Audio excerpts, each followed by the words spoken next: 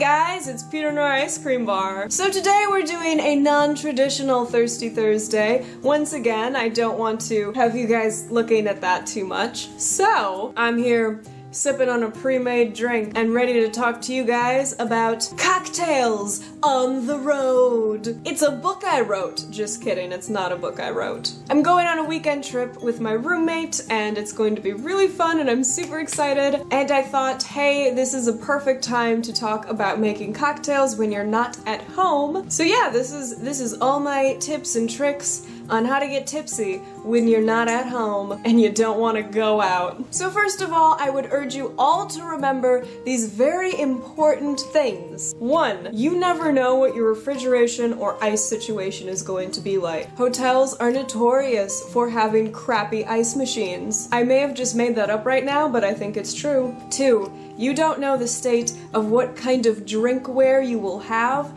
Chances are there will be some kind of concave shape whereupon you can put your liquor, but you just don't know the state of that shape. You don't know if it's clean, if it's new, if it's haunted. And lastly, remember that alcohol can spill. If you decide to bring a whole honkin' bottle of something in your luggage, that will probably spill on you, because traveling is an adventure, and sometimes an adventure in shame. And trust me, you don't want to be walking around in like your tourist mode smelling like peach schnapps. You don't want to do that.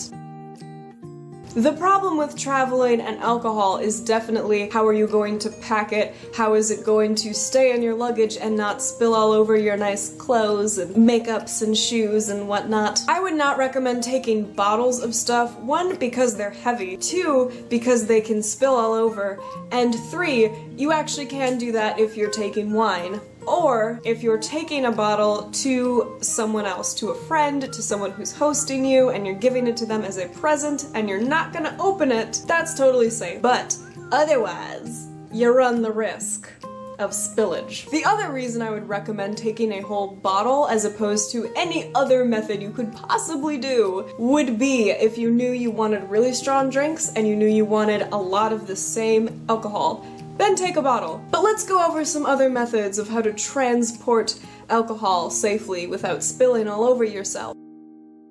I personally have never done this, but I've known people who have done it before, and they say that it works pretty well. I guess I'll have to take their word for it, but water bottles and flasks apparently work. Now, if you're gonna be putting that in a suitcase or a backpack or something that's going in a trunk, I'm not convinced that that would not spill all over the place. I don't think my water bottle is so wonderful that it would not cause any spilling to happen.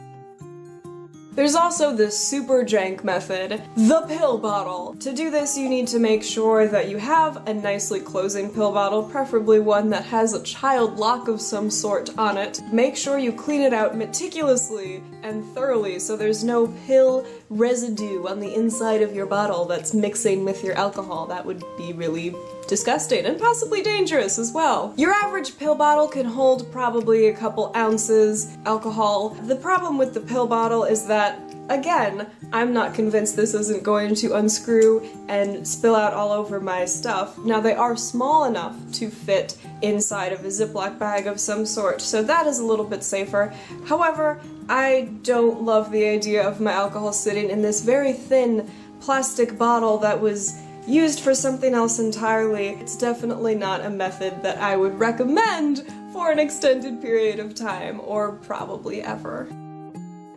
Now, my personal favorite method for transporting alcohol, especially on a road trip or something like that, is the tiny bottle. I adore these things because, first of all, I love things that are like miniature. Innuendo! Sorry. But they're so cute, and actually if you're in the ball joint doll hobby, some of these are really good scale models of the bottles. Scale models of the bottles. Look at this. That is so precious. These little tiny bottles, they're generally pretty inexpensive. You can find them at any liquor store anywhere, and there's a huge variety of them, and they're just really nice. They're already sealed. If you know you're just gonna be drinking a few cocktails, you're not relying on this for all your goings out, I think these are absolutely perfect. There's about 1.5 ounces per little bottle. So you can just buy however many you need. You don't have to worry about lugging a big old bottle around. Just keep in mind that the purpose of saving money is kind of defeated if you decide to buy 15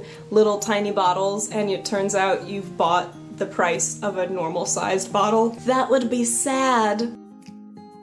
I would recommend first and foremost getting little this size bottles of tonic water or club soda. These are fantastic. Obviously they don't need to be refrigerated, it's just water, and you can make a really delicious gin or vodka tonic or gin and club soda or whatever you want. The great thing is, even if this isn't cold, as long as you're just newly opening it, it's going to be fizzy, which is going to make your drink taste better even if you're lacking in that really coldness. And you don't have to worry about carrying this bottle around, spilling it all over the place. You can just drink it, it's gonna hydrate you, it's gonna work wonderful. Another great ingredient to have is lime juice or lemon juice if you prefer. Lime and lemon juice you can find at pretty much any grocery store anywhere, or you can take them with you. They're usually like 99 cents to get those little squeeze bottles. It's not going to be the best cocktail of your whole life, but it is going to be very inexpensive. Another good idea of something to bring is cranberry juice. It's nice and sweet, and if you really don't like the taste of vodka tonics, then vodka cranberry is a great alternative. It's only a couple ingredients away from a Cosmo, and if you have your squeeze of lime juice, you have almost everything. So you can make an almost Cosmo, you can make a vodka cranberry, and once again, you can drink that cranberry juice up. In fact, a lot of juices you can find in tiny juice box form, like a little child, and you can find a lot of juices that don't actually need to be refrigerated until they're open.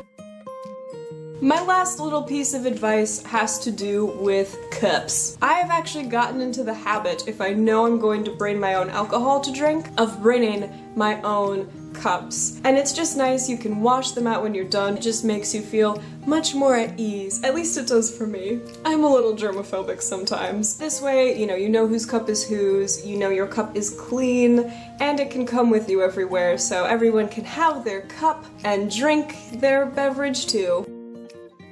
A whole bunch of stuff comes in tiny bottles now. You can get wine. I had that blue champagne in the citrus video. I've even seen pre-mixed sangria in tiny little bottles. So definitely, if you're traveling and deciding to make cocktails just for a fun night in or because you don't want to spend a bunch of money, I think it can be a really exciting and fun opportunity to create something new and interesting, or just drink something classic and you're gonna have a great time. So I hope this was helpful or interesting to some of you. That's all for today. My book is closed. I've got nothing more to teach you and nothing more to learn. Thank you guys for watching, and I will talk to all of you at least by next Thursday. Bye!